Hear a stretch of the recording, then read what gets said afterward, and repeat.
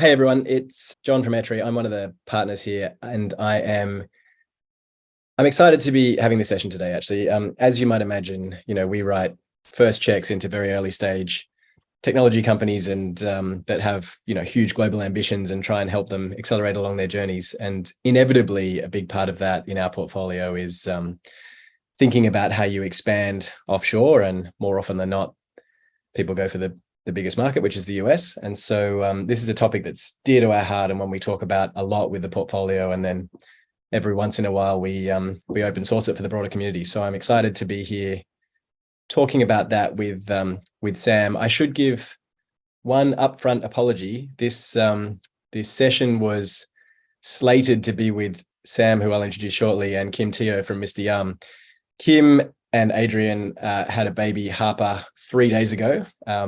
And so we decided to let her off the hook from attending today's session. But in Sam, you still have an all-star, and he's going to step up to answer all of the hard questions I was going to throw at Kim as well. So you're stuck with me and Sam, but I think it's a good result.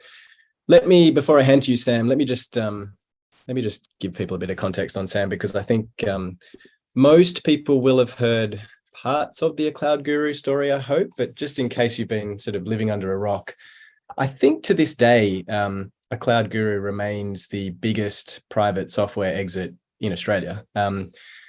Sam and his brother Ryan kicked off the company, I don't know what year, I'll ask Sam what year, but over the course of 6 years, they scaled to, I think, something like 4 million customers, 600 staff. The majority of those were in the US and Europe, and they sold to Pluralsight in 2021 for $2 billion. So Sam is like as legit as it gets as far as founders of software companies in Australia are concerned, and he's the guy that took them global. So I think there is no one better in this country to speak to that journey across all stages of the evolution and sort of real in the trenches experience of going global. So Sam, thank you. We continue to be grateful for you sort of mentoring and advising and contributing to the community, and this is just another part of your ongoing work. So really, really grateful for you being here.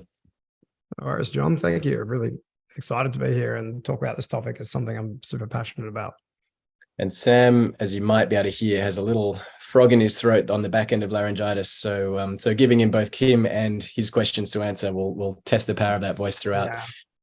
Hey, mate, I sort of gave some high-level numbers on a Cloud Guru, but there were 6 years of story in between there. Do you want to just give people a sense of maybe the product, the genesis story, and a quick sort of brushstrokes of the company's evolution, and then we can get into some more specifics on international expansion? Yeah, for sure. Yeah. And first of all, thank you for having me, and welcome to everyone who's joined. Exciting topic. So I started the business with my brother Ryan in 2015. My background is software development and coding, and my brother's background is IT. And what we saw was the whole IT industry and computing moving into the cloud, and moving towards cloud computing and needing to adopt cloud. And basically every company on earth saying, crap, we got to get into the cloud as quickly as possible because it makes us more competitive. And we sat there watching this in 2015 and realized that the biggest challenge was skills, and just having enough skilled people to actually make those transitions happen. Companies literally couldn't hire people fast enough with that talent. So they needed to upskill people. And we realized a lot of the training that was out there was really dry and boring, expensive, a lot of in-person training. And we thought, well, hey, maybe we could do this a little bit better with something that's a bit more kind of next generation, fit for purpose. And so we built a Cloud Guru, which is our online school, dedicated basically teaching geeks how to be geeks in the cloud, right? So with Amazon, Azure, Google Cloud. And we built our own online learning platform and our own content. And I'm always jealous of software founders who just produce software, because trying to manage a software team and a content production team is doubly challenging. So if you're a pure SaaS, pure software founder, you've got it, man. I love it. That's the place to be. And so we we kicked that off in 2015. Really, it started going crazy. A lot of kind of viral word of mouth that drove the growth of the business. So for the first 2 years of 8 Cloud Guru, we were a consumer business only. We weren't even subscription. We were just selling individual training courses online. You could pay $29 and get a training course. You pay it once and get access for a long time. And then what we noticed in 2017 is that started really growing organically. We bootstrapped the company, built it out of cash flow. We realized, hey, what's actually happening here is a lot of these consumers who have taken our training are coming to us and saying, I learned cloud with you, but I want my whole team that I work with to learn cloud with you. And then we realized that our whole consumer audience were actually employed by corporations and companies, and that there was a big B2B potential for this business. And as part of that, we realized that the major market was the USA and Europe for those companies. And we'll get to that in a minute. But so we decided to pivot the business. We kept the consumer offering, but we decided to really focus on building a B2B offering. And so that's when we raised our Series A and started, really using venture capital, not so much actually for the money, but for the expertise that folks like Airtree and other funds can bring, right? Just the right connections and expertise to help us to scale a B2B business at a sales force, because we really had no idea how to do that. And so from 2017 to 2021, we focused everything on B2B, and we built a really great B2B product. And by the end, by the time we exited, about 70% of our revenue was from the B2B business, driven by the kind of 30% of the business that was B2C that really drove the B2B. So that's very high level story. There's a lot more to it than that, but that's probably enough for now. I'm sure we'll get into more detail. Awesome. And I've just realized Sarah's going to get me in trouble if I don't do some of the housekeeping things that I always skip over. One of the most important being a bunch of you have submitted questions for Sam in advance, and I have them here and I'll go through them. But as he says interesting things, or as things come to your mind, feel free to throw them in the chat, and I'll try and keep an eye on that too. Hey, so maybe let's go to international expansion, Sam, because that's what we're meant to be talking about. Do you want to talk a little bit, sort of, you mentioned the pivot from B2C to B2B. I imagine that was like customer interviews and then looking at email addresses and seeing company addresses and that kind of thing. Do you want to sort of maybe talk a little bit more about sort of the strategic decision to make that pivot, and then maybe parlay that into how you thought about international expansion, because those customers were not in Australia? Yeah, so we saw a lot of incoming requests really from customers, like like banks in America coming, and and it was from the managers in those teams that they were saying, hey, we'd like to get this for our teams. And we started doing that by just getting our bookkeeper to issue invoices and things like that, right? But then we quickly realized, hey, there's a bigger potential here. And it was really through conversations with really good VCs like yourselves who've been there, done that before, that we realized there was a potential to take what was like a really great, ultimately could have been a great just small lifestyle business. We were selling to consumers, one-off purchases, and saying, well, hold on, maybe there's a better business model here where like we can move to subscription revenue. And we didn't know much about subscription at that time. We decided to launch into, hey, let's put a SaaS business model around this subscription revenue. And that allows us to better serve our consumer customers and our businesses, right? Because we can continue to invest in the content and keeping the content up to date. So we saw that opportunity, and we saw the opportunity in B2B. I think the biggest, most daunting thing for us was like, we've got to go from because we started the business, my brother in London, he lives in London, me in Melbourne, literally from our houses, and we were working from our houses, and then a little co-working space here. And it was like, okay, so we got to go from being a few guys working in Melbourne and London to creating like a big B2B software business focused in the States and Europe, selling to the biggest companies in the world. And, we weren't doing any selling, right? We were just selling online with taking credit cards. So we knew like a big transformation was needed. And ultimately, like the real assessment of like how to expand was, well, where to expand to was where's the market, where's the biggest opportunity. And just to me, it never made sense to scale the sales force in Australia. And in a sense, it was good for us that our business was global from day one, with me in Melbourne and my brother in London. So we always thought globally, and we had a few contractors in America and in the UK and in Australia already. So it didn't feel like maybe as much of a barrier.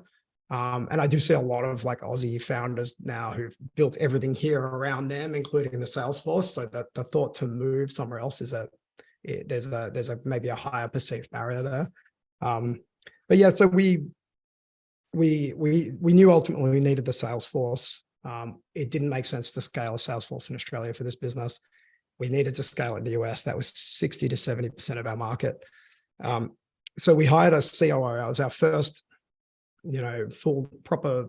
We had a couple of contractors there, but proper full-time hire in the US. And he established our first US office in Austin, Texas. And what we decided to do was to scale go-to-market, so marketing and sales and finance out of Texas. Oh, sorry. And then over time, by the end of the journey, we ended up with about 2/3 of the company in the USA, mostly in Texas, and 1/3 in Australia. So we had about 400 folks in the US and about 200 folks here. Yeah, and I want to talk about all the specifics of that. I think just reflecting on what you just said, though, one of the questions that a lot of founders ask is, what's the right time, and should I push my way into the US, or like, how do I know when I'm ready to go or when the right time to go is? I think one of the things we're missing by not having Kim here, and I'll try and do a bit of the Mr. Yum story, is it depends on the company, right? Like in your case, I think it was, as you've described, super clear because you were consumer-led, you had a bunch of customers already, you could kind of get a sense of like where the market was and where the pull was. Kim's story and Mr. Yum's story is completely different to that because they were like inventing a category, right? Like they had QR codes on restaurant tables, which was something that didn't exist pre-COVID. So there was no like nascent market demand from anywhere because this was a new product that didn't exist. And so for them, similar logic in the sense of like, where's my TAM and where's the big opportunity? But I think in your case, something of an easier decision because you had like customers to serve over there and you just needed to get people serving them. Is that probably fair? I fully agree. And I always try to think about it as like, what's my $100 million revenue opportunity as a business? Yeah. And I think for us or for Kim, definitely different origins and different setups. But still ultimately you want to think, what's my 100, like where is the strategic TAM opportunity that's going to get me to 100 million in revenue? I feel confident we can get there. And if we feel that market is not here or somewhere else, that's where you want to invest. And obviously there's a whole ROI equation. For us, it was a little bit simpler because we already had customers there. For someone like Kim and the team, they've got to go really hard and build the demand there. And so definitely a higher barrier. Yeah. I do. Sorry, John, on that point, I think it's really important. And, Kim and I met a couple of weeks ago to talk about this session. And one thing that really struck me is that there is no right answer for everyone here. Like there are definitely some common things to, let's say, the US that everyone who goes into the US faces, or, benefits and all those things, tax rules, all that kind of stuff. But in terms of like, where should I open? What's the right hiring strategy? When is the right time to go? That is dependent on your market and your business. And I think the best thing you can do is come to sessions like this and listen to people who've done it and get a spread of experiences, right? Because your business will not be exactly like anyone else's business. So let's talk a bit more about the specifics of what you did then. I think hiring a COO there was probably unusual as far as the portfolio is concerned. I'd love you to sort of talk about those initial steps, and then maybe as part of that, if you look back at mistakes you made or things you wish you told yourself before you went, maybe you can throw them in too.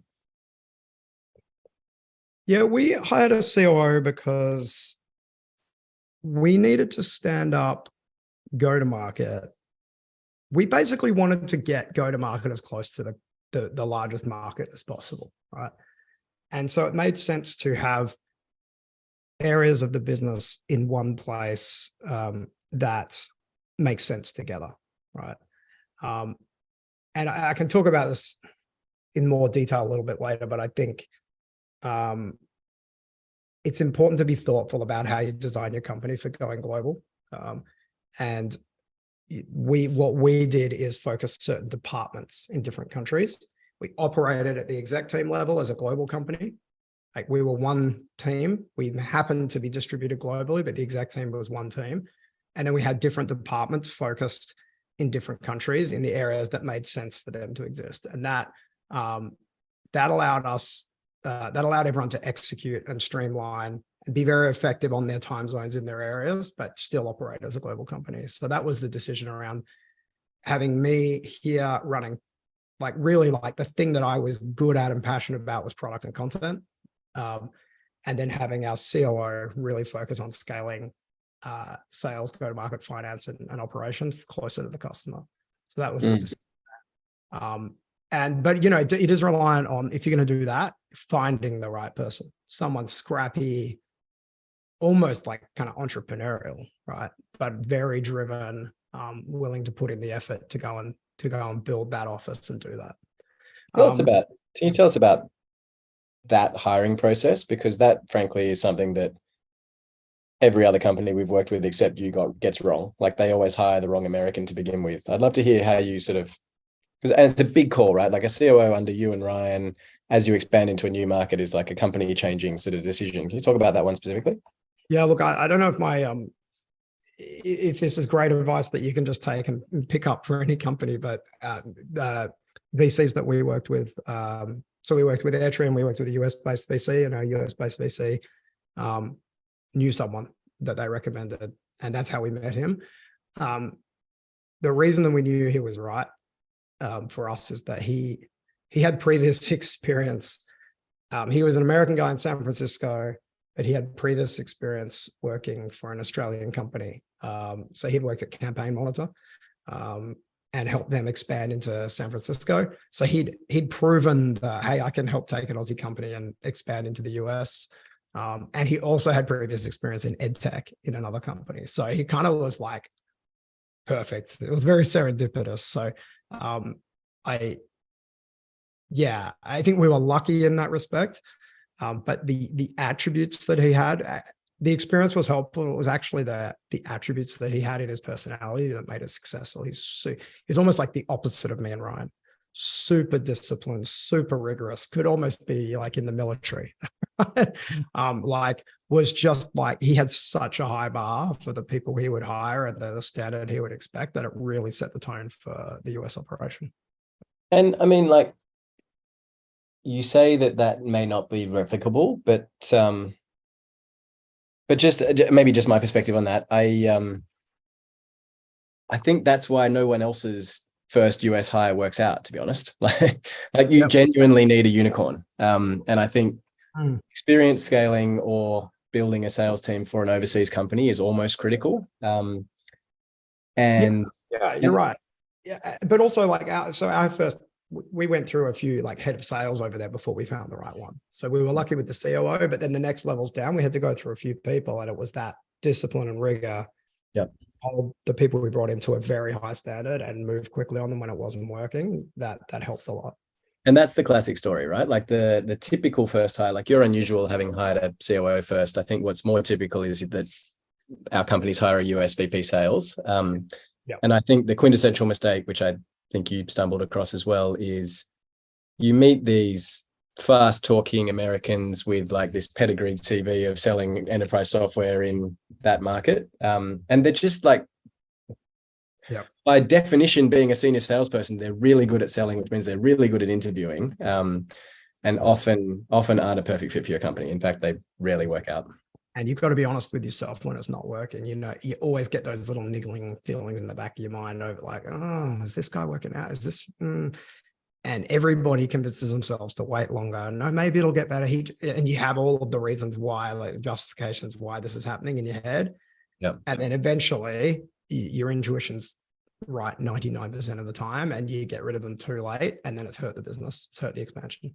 Yeah. But the one pattern I would observe, every founder who makes a very senior hire over there that really works out well describes it as you did, as like impossible to replicate because they're so perfect for the job. Like that's almost a prerequisite, I think, for it working. I think that's actually like the replicable thing. You know what's funny? I remember telling James at Airtree when we hired our first head of sales over there, and I was so excited. I was like, James, we hired a VP of sales, and the very first thing he said to me was, "Don't worry, everyone gets the first one wrong, but your next one." And he was right. I went back to him 3 months later, and I'm like, "Damn you, James." Um, so maybe some more tactical stuff. Truism that everything is expensive over there. The exchange rate's high, wages are high. You ended up with 2/3 of the company there.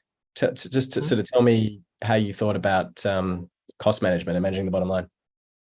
Yeah, look, I think like ultimately it becomes about why you are expanding into that country, right? You're expanding into the US. You are not going for cheaper stuff, right? That is not the reason to expand into the US.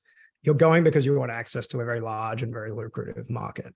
So you want to structure the company with that in mind and be very intentional about which parts of the business you scale there and which parts you don't. So we kept engineering, product, content here in both Australia and the UK, where wages are lower, and there are a lot of advantages for us in having that all in one place. And for me, I wanted to be close to the product as founder, and I didn't want to move to the US. So we scaled, go to market in the States because that's our major market, right? And same with like finance and ops, we decided to scale it there because we figured that a lot of our potential acquirers and a lot of our investment opportunities would be US based. So for us, we thought operating more like a US company would have advantages for us. So I think what's important is not to try to recreate a company in each location. Unless there's a really good reason, don't put product in every region unless you have regional specific customization requirements and nuance that just isn't easily handled from Australia. So only like in the last probably year of the company did we start to build a product team in the US. And that was because we had very specific B2B requirements that like we just needed to be close to the customer and going back and forth all day. But we kept that completely siloed for most of the journey. And then that allows you, if you do that, if you just keep focused particular functions or departments, then you can avoid the layers of like management fat that you get in each country. Like I see a lot of people go and they put a GM in charge of the US or a GM in charge of Europe. It's like, well, what is that person actually doing?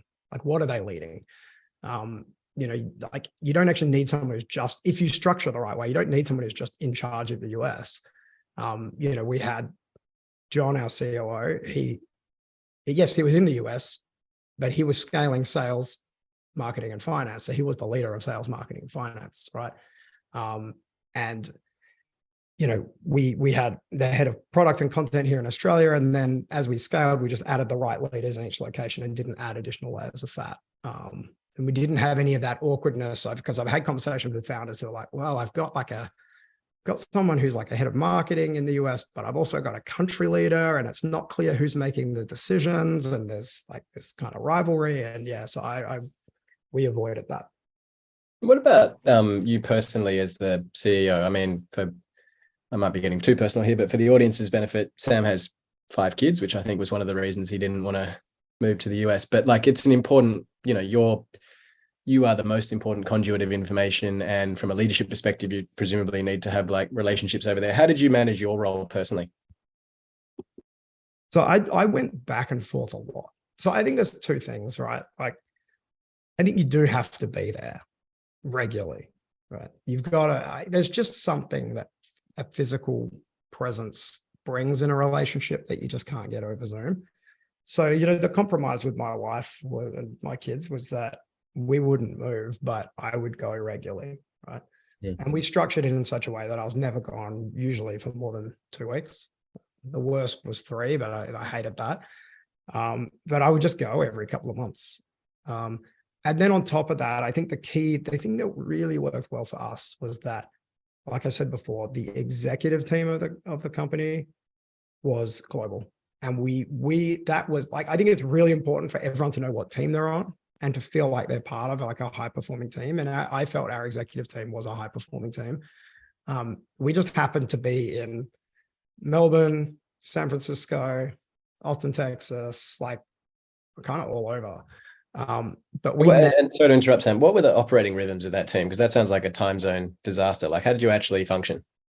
Well, everyone has to give a little bit, right? So we would work very early in Australia. They would work late in the evenings in the US.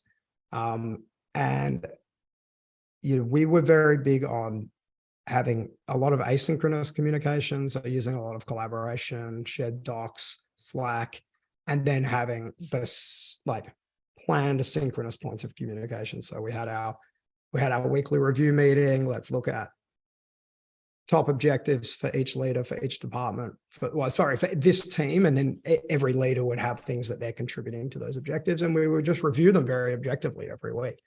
Traffic light, green, red, yellow, what's working, what's not, have very frank conversations about what needs to be done and then move. And it never felt like we were a bunch of people in different countries running our own things. It felt like we were one team. I think and on the physical location stuff, you were traveling a couple of weeks every couple of months. Was the rest of the executive team doing the same? Like, were you guys kind of, was there as well? Yeah. So I think it's important to have a really healthy travel budget. I remember I was talking to Kim a couple of weeks ago and prep for this session. She said exactly the same thing before I even could say it. They invested a lot in travel, right? I do think, but I actually don't think that's just about executives. I think that's important to do for as much of the company as you can. Like, obviously you got to be able to afford it, but if you can go down to like, if there are key individual contributors, if there are team leads, leaders, managers, making sure you have enough budget for them to, maybe everyone goes at some point in a year, that is a major contributor to the company in some way, whether or not they're a manager or an individual contributor. You get a lot of cross-pollination.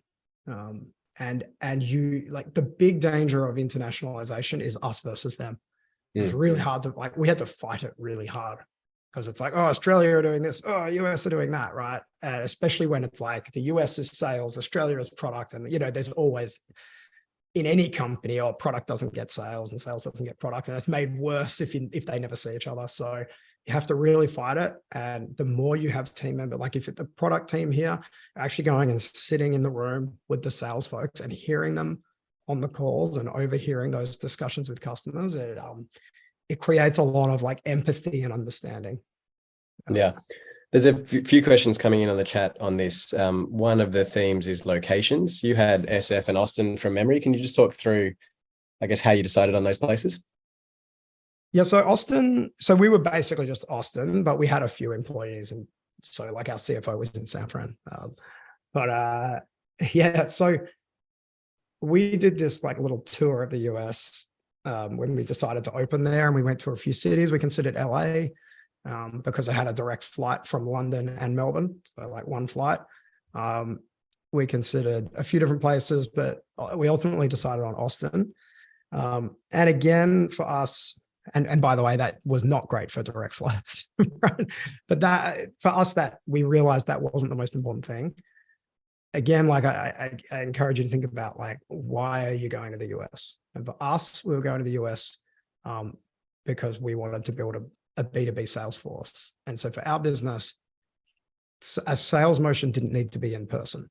Like, we didn't need to rock up at, I don't know, Dow Jones in New York and convince them to buy training. That could be done over Zoom, but we needed to be responsive during the day and be in the right time zones and, speak the right language, right? Like, understand American requirements and how Americans buy. So we went with Austin because it was time zone central. Because if we'd set up in the East Coast, then there's many hours of the day we can't call the West Coast and vice versa. Whereas with Austin right in the middle, we could call both coasts for more hours of the day. So that was really helpful. And what else was I going to say? I don't want to have a mental blank. Sorry. That's okay. While you think about that, I think Caro's asked a good question. Just going back a second to you were talking about the us versus them thing across geographies. Cara asked the sort of tactical question of, like, I think you were talking at the company level, like, product wants this, or Melbourne wants this, or US wants this.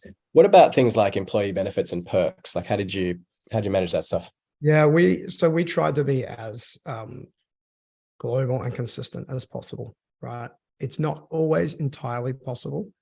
Um, like there are some things like the US, you provide health insurance because the government doesn't provide it, right? So we didn't say, hey, everyone in Australia gets private health because everyone in America gets health insurance, right? That's because they're quite different things.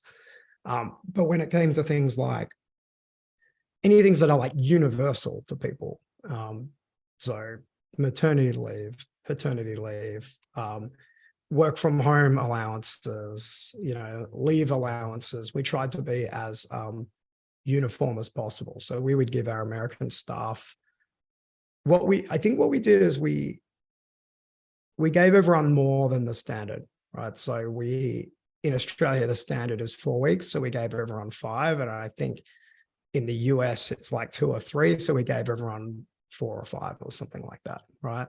The idea was we're giving you extra because we value you to be in the right state of mind to be a high performer. So we want to make sure that everyone gets more than they're used to. So I think, but yeah, definitely, you've got to be really intentional about that stuff, because if you make a kind of off the cuff decision, say, no, just give them what they're owed in that country, it frustrates people, and people do talk and they do think, well, hold on, I'm doing just as much and they're getting more. Yeah. And I do remember what I was going to say, and I think it's an important point. So if you don't mind, I'll go back to it. I hate my brain. But the other big reason why Austin worked for us, it was something our COO encouraged us to think about when we were thinking about where to open, is that Austin at that time had, I'd say, like 1 to 2 dozen really strong SaaS businesses in that area in the past kind of 5 years. And they'd had a few really big exits as well. So we were able to say, when we go in there, there's going to be the right talent in this market for the journey that we're on. And I'm a big proponent of hiring for the journey. Like, it's very easy to look at someone's CV and go, oh, this person's worked at big corporation with thousands of people and they've led this whole team, but did they build it? Because you're trying to find someone to build it, not run it. And that was the beauty of Austin. Like, there was this swathe of people who had been in these companies through that like 5 million ARR to 100 million ARR journey. And we wanted that expertise. I just want to double click on that because this speaks to the same earlier point about your COO. Like, I think the most common mistake we see in the portfolio is people compromising on hiring people who like look good enough or look kind of impressive, but not like specifically good enough for what you want them to do. Yeah. 100%. And I think you learn that, right, by going through it. I think that point about hiring for the journey is one of the best pieces of advice I've ever had. And when I was given that advice, I started thinking about the people who had worked and the people who hadn't, and I realized that there was a pattern. Yeah. Right. We've got a few questions on legal structure and stuff that I'll throw to you, Sam. Yep. Bill's asking, where did the parent company reside? Someone else asked that I can't find now is asking about legal structure and tax with Australia and the US. Do you want to just sort of speak about the roll up and when you did that? Yeah, so we were originally a UK company. I mean, we were like, I remember when our COO joined, he's like, this is the world's smallest multinational company I've ever seen. We were like, 8 people, a few million revenue with entities everywhere. It was a disaster. So we had to clean all that up. But our headquartered company our topco was in the UK for a lot of the time, because that's like literally just happened to be my brother opened the company, and he was in the UK. So that's what we did. And we had the Australian subsidiary. And then we got all the right kind of legal agreements and structures in place, and IP, assignment, all of that done over time as we scaled. Ultimately, we did flip the company to be a US topco, and we did that at our Series B. And we did that because I'd say like there's a bit of US bias in the US. Like the US, you want to make it as easy as possible for people in the US to deal with you, and they don't really like other countries are a pain. like just being honest for them, right? And so we looked at it and we thought, well, like our Series B investors were saying, hey, can we make this US company? It means there's a whole bunch of things we don't have to go through when we do this investment. And so we actually flipped it before the B investment came in so that they didn't have to do a bunch of work. And we thought we're going to have this problem all the time. And then but ultimately we realized like we're probably going to sell to a US company. Right? The acquisition is most likely like 75% chance it's going to be a US company. And we want to make that as easy as possible. And I'm so glad we did, because we did sell to a US company. And like acquisitions are stressful as hell. Like if you think raising money is stressful, like, acquisitions are like another order of magnitude, painful and stressful and hard. And if you're then trying to throw in a structure change at the same time as closing a deal, getting the right terms on the deal, I wouldn't want to do that. So if it's not that it can't be done, of course it can be done. And there's plenty of Aussie companies that get bought from overseas. But if you think ultimately a lot of your market's there and that's where you're going to get bought, then it makes sense. Yeah, and I can add a venture perspective to that, because I know a bunch of people in the audience are early in the journey, sort of seed and Series A. I think, just echoing something you just said, just from the venture side, Australian VCs can invest in US companies and US VCs can invest in Australian companies. It's easier for both sides if it's in their jurisdiction. In Australia, there's some sort of tax reasons for that, and similar in the US, they run into FIRB and a bunch of other things. So, like as a founder at the early stage, if you're building a company like Sam's that will eventually get acquired in the US and scale into the US market from a customer's perspective, you will need to do a roll up into a Delaware co at some point. But if you think your first couple of funding rounds are going to come from, or more likely to come from Australia, it probably makes sense to have an Australian company at that stage, just because, as Sam's described, you want whatever the big thing is, whether it be your seed round or your acquisition, you want it to be easy for the most likely person to do that. So that's sort of timing wise, our general advice is, if you're raising the B and you think it's going to definitely come from California, you should be a Delaware co. If you're raising the seed and you think it's likely to come from Australia, you should be a PTY Ltd. That's kind of the generic advice we give. Makes total sense. Talk a little bit, Sam, about leadership. You're a software developer sitting in Melbourne, 4, 5, 6 years in, all of a sudden you're running one of the fastest growing enterprise software companies in the world, which is, majority US based. Talk about, your growth, your style, any sort of different changes to your approach when you're working and managing teams in other markets.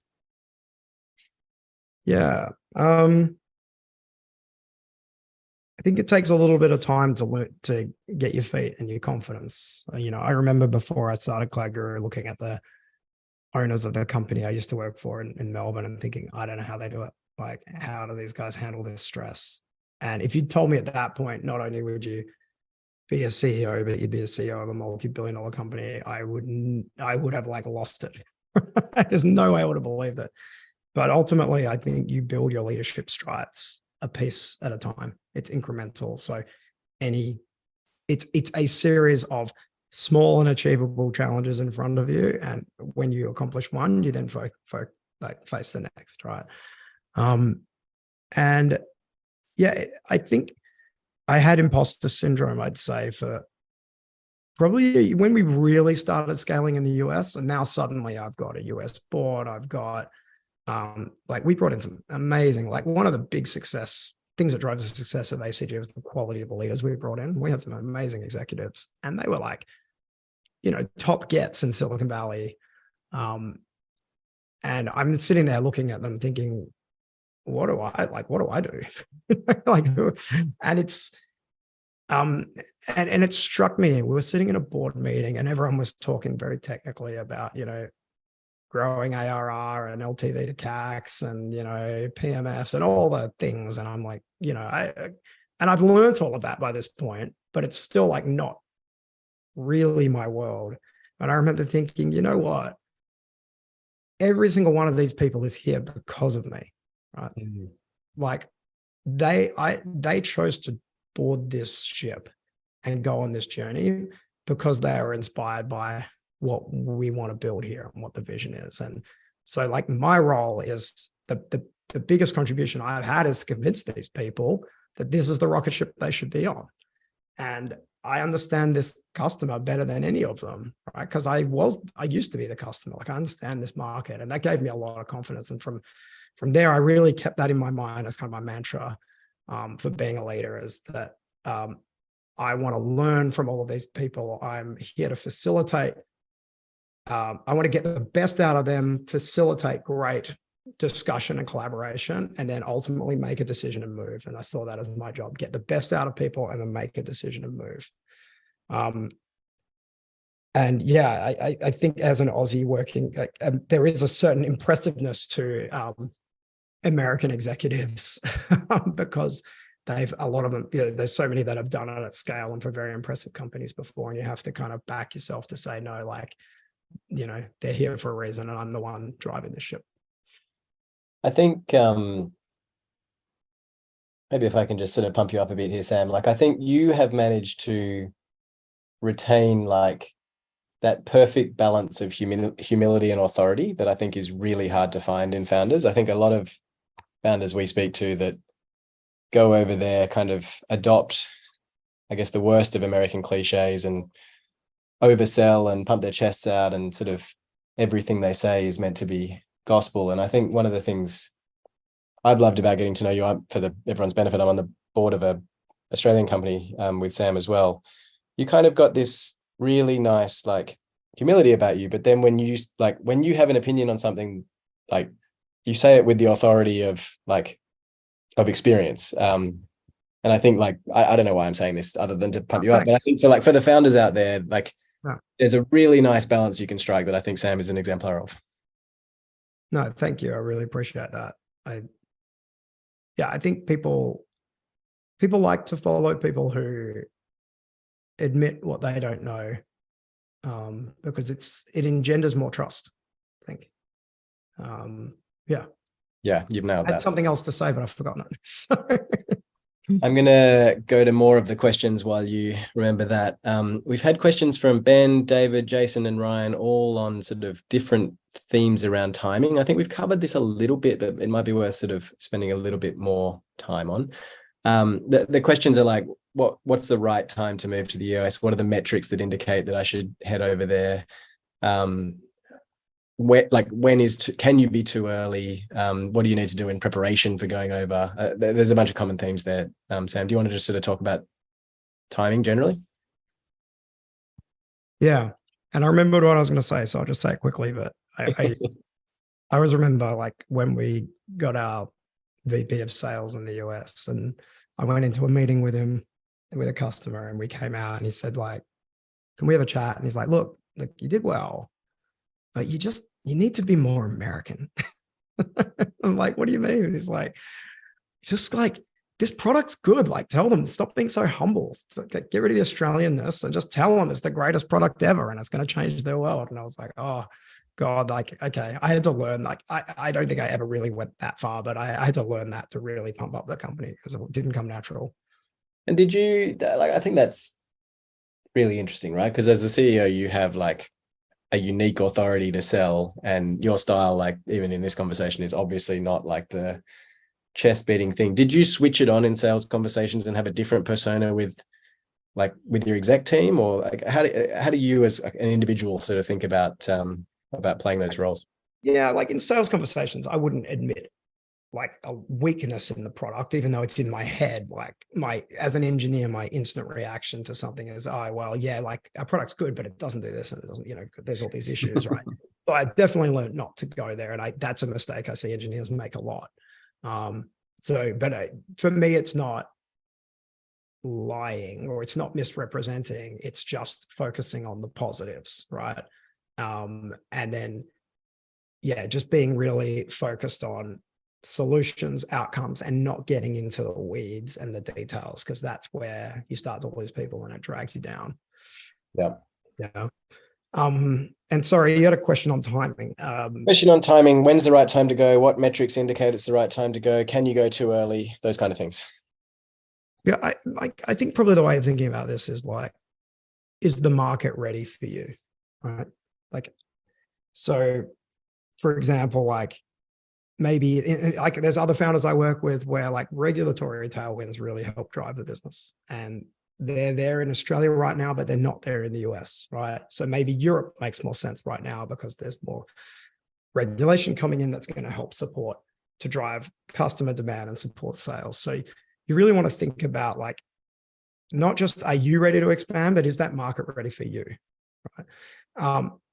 And then if the market is there and it's ready and the TAM is larger than Australia, then my question would be like, why are you investing here, not there, right?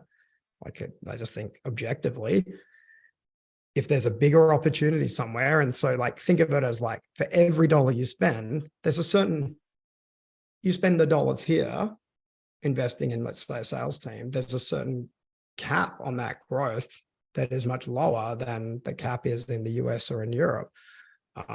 So depending on what the barriers might be, and there might be additional cost outlays to go into a country that you don't have here, you've got to assess that. So it's like ROI, but if the growth potential is so much larger somewhere else, then I would argue that's where you want to be investing for growth, right? And then the other question I think around timing is like, do you have product market fit for that market? For us, we were lucky, like our product was equally useful in Tel Aviv or Paris or New York, right?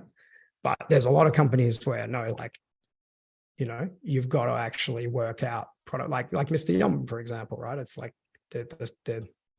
the restaurant hospitality culture is quite different in each country, and you've got to make sure that your product's actually going to work for that one, right? So I think in that case, you know, I encourage founders to, you know, start with a test and, you know, invest a small amount, start working with some customers there, maybe hire your first 1 or 2 folks, and really focus first on product market fit before you focus on expanding sales resources. And, you know, you like, there's no point paying for growth if the product doesn't work yet for that market. Yeah. And I just want to echo that point, because I think these sessions can come across as like relentless positivity.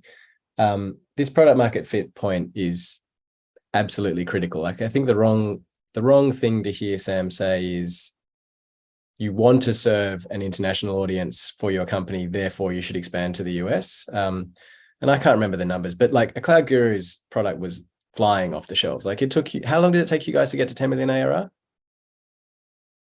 I feel like it was like 15 months or something ridiculous. Yeah, I think it was like 18 or something. Yeah. 18 months. So just like, I'm just giving that as a benchmark for the audience, because this is, I think there's a lot of great lessons and stories to hear from Sam, but they all need to be heard in the context of finding product market fit first. None of this is relevant until you have that. Yeah. And we knew we had it, right? Because we were selling globally from day one. 60% of our consumer audience was American, and they were buying it, and they were saying, we want our B2B, the companies we work for, to buy this, right?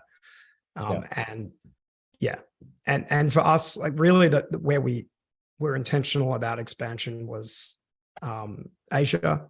And we had a lot of discussions every year, strategic offsites. There was always a topic of do we expand into Asia this year? And every year it was a no, right?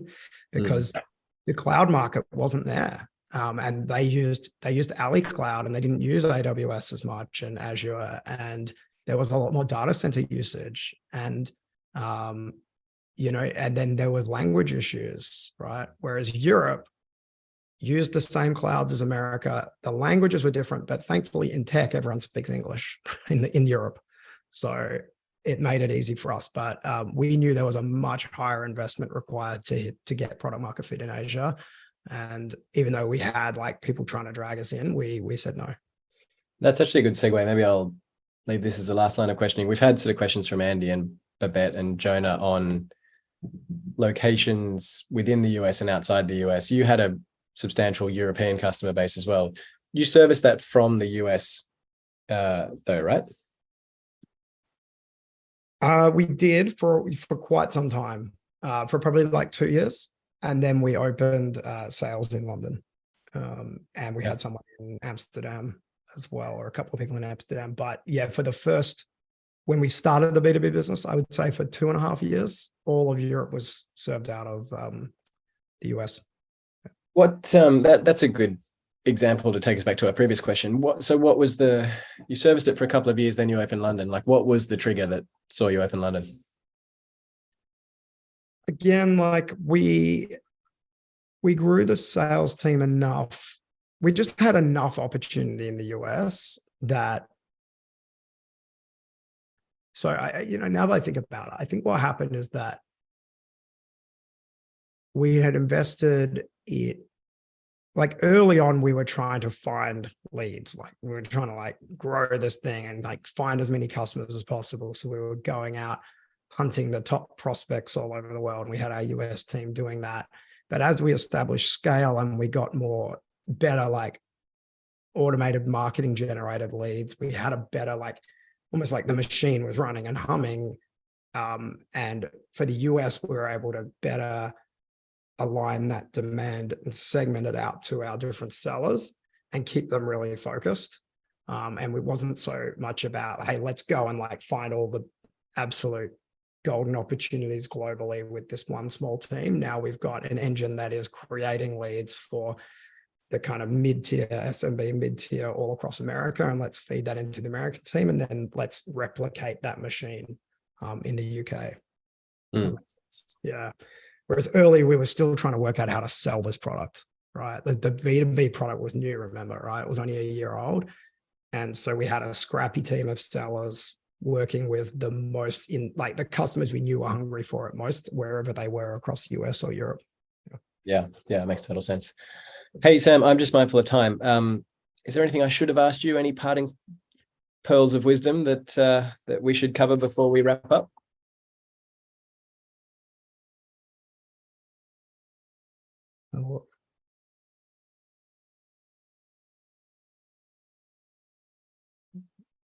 I think I've covered most of what's in the chat, if that's what you're looking at. I'm sorry, I'm just looking at the chat and then the Q&A. I'm not sure what that question. There's a question that says, would Sam have focused on the US market without the Aussie VC Series A? Oh, as in, if I hadn't raised the money, would I have done it? Yes, but I wouldn't have succeeded in the way that we did. Because ultimately it was like, there was just so much we didn't know about building a B2B business, about opening in the US, about building an enterprise sales force, that if we tried to work that out without VC backing, it would have taken 5 years longer to get to where we got. We would have made a lot of mistakes. So yeah, I credit working with Airtree and Elephant, who are our initial US partners, as really driving the high rate of success and growth that we had. I think you give us far too much credit for people who lob in advice from time to time, Sam. But I'm gonna leave that as a perfect note to finish on. Hey, thank you again. I said this up top, but I think you are the most successful software company that's exited in Australian history. So we're very lucky to have you jumping on a call and sharing these nuggets of wisdom for a bunch of people coming up and following in your footsteps. So much appreciated, Sam. Thanks for your time. And thanks for all the questions. They're really great.